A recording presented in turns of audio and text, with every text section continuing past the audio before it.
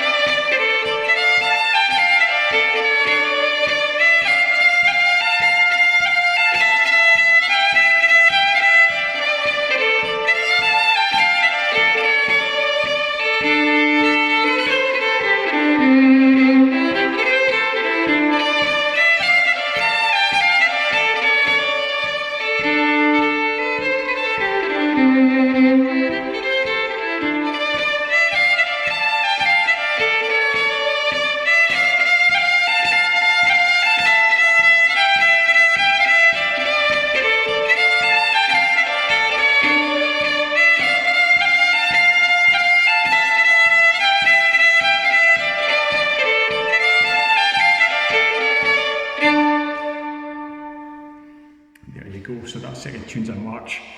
You could play it as a jig, but I prefer it at that steadier tempo for a 6/8 march anyway. First tune just about got away from me there a wee bit, but never mind. Still sounds nice in here.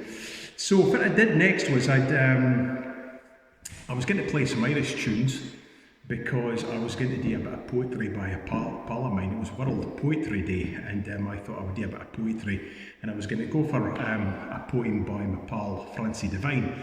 But I changed my mind. I had a flash of inspiration and went for someone else. But because I was doing Francie's poetry and Francie bides just outside Dublin, I thought I'll play some Irish tunes. But I changed the poem and kept the tunes. So I'm going to play some Irish tunes, which I think is probably the first time during these Live for the Lounge sessions, all 30 of them, that I've played a set of Irish tunes. I think there's been 1 or 2 Irish tunes, but I tend to keep away from them, not because I don't like them, and there's a lot of similarities between Scots and Irish music, especially in jigs and reels, but you should be able to tell the difference. But there's plenty of folk play Irish stuff. The Scottish traditional stuff is it's nae so commonly played, so I feel like that's what I want to do and just champion that somewhat. But anyway, but there's some great Irish tunes, and I ken quite a few. So this is 4 jigs to start with. I played them twice each on Friday. I'm going to do them once each just now. And they are The Cobbler, Saddle the Pony, The Frost is All Over, and The Maid in the Green. And then I'm going to finish off by playing a great reel for Donegal called The Gravel Walk. And The Gravel Walk is a road, takes you up a glen, just right up into Hero Hill. It's a great view for the top. And I've been lucky enough to be there and play on the gravel walk. And it's seen of these tunes, I think you would just about hear it at every session and concert from the times I've been there. So it's a great standard of the Donegal fiddle tradition. So here we go, set of Irish jigs and finishing off with a reel.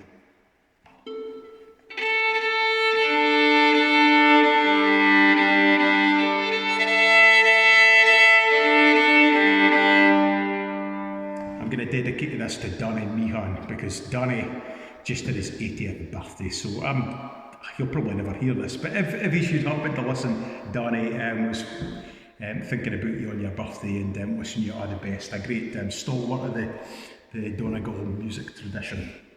Right.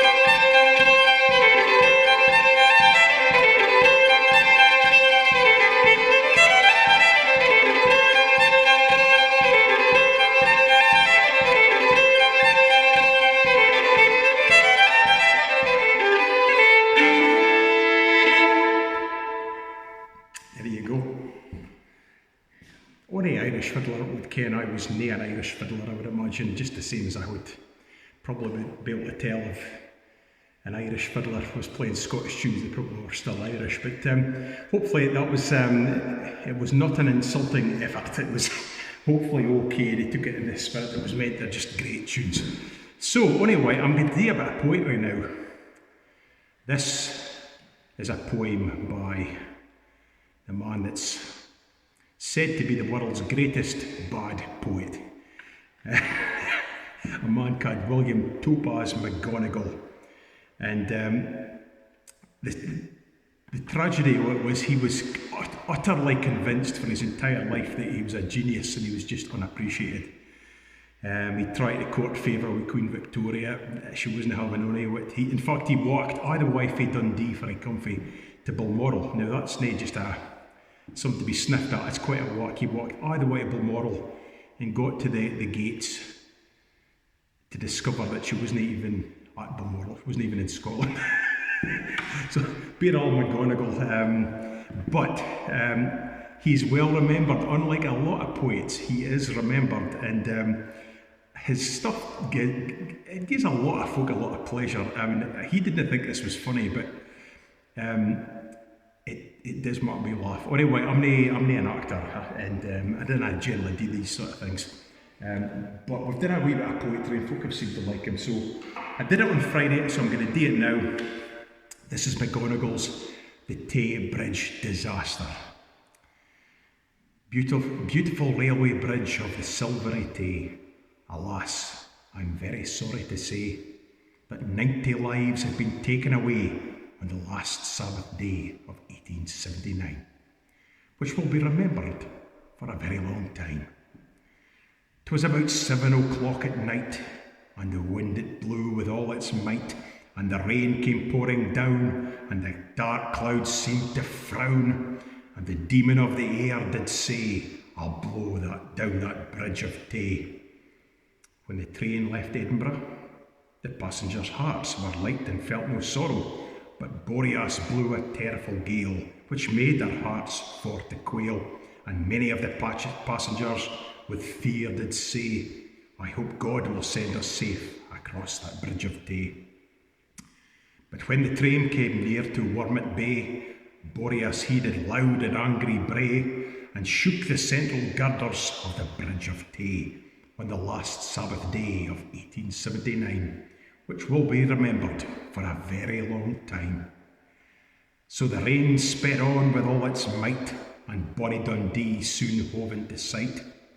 The train, I should say. And bonny Dundee soon hove into sight, and the passengers' hearts felt light, thinking they would enjoy themselves on the new year with their friends at home they loved most dear, and wish them all a happy new year. So the train moved slowly along the bridge of Tay until it was about midway.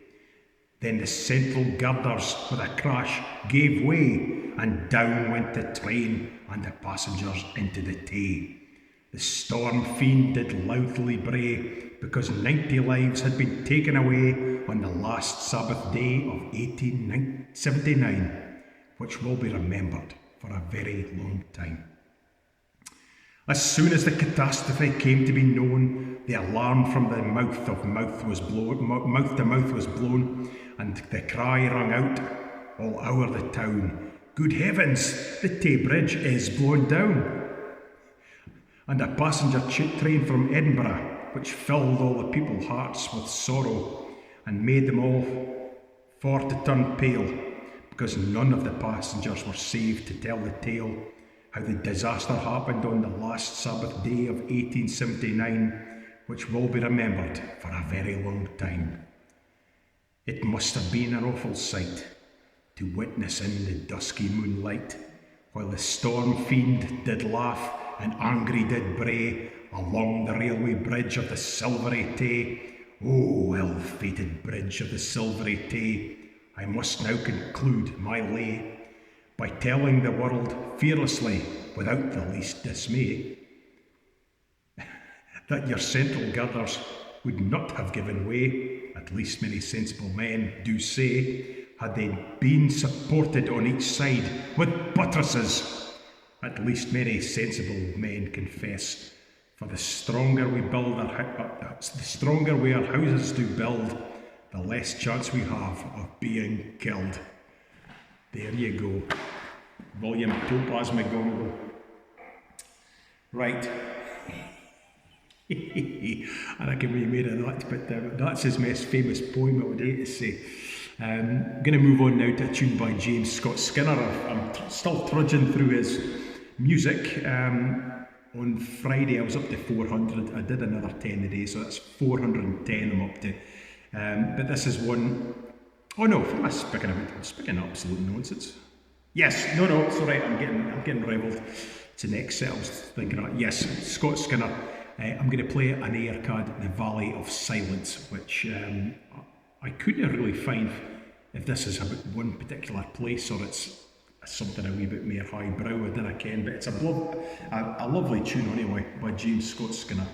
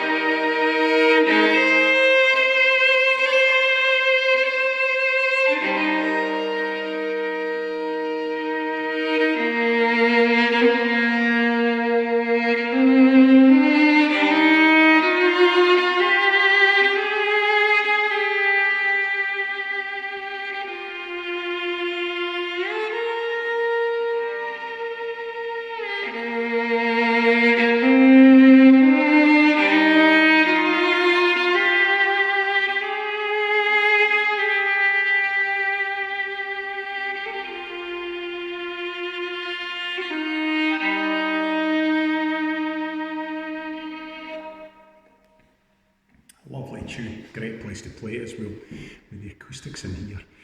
So I'm going to play my last set as I played it on Friday night. This is a slow strathspey by William Marshall called Madame Frederick. Madame Frederick was actually a famous dancer back in Marshall's day, so if you imagine kind of late 1700s, and she was a frequent guest at Gordon Castle in Fauconberg. To perform for the Gordon family, the Duke of Gordon. And one of our favourite pieces to dance to was Marshall's tune, The Recovery. And she was so popular at dancing to The Recovery that Marshall renamed the tune in her honour, and it's now called Madame Frederick, so that's the piece we're playing. So originally it was called The Recovery. And just because it was the first tune that came into my head when I was looking for something to go with it, I'm going to play John McNeill by Petermill to finish up. So a slostra spade and a reel.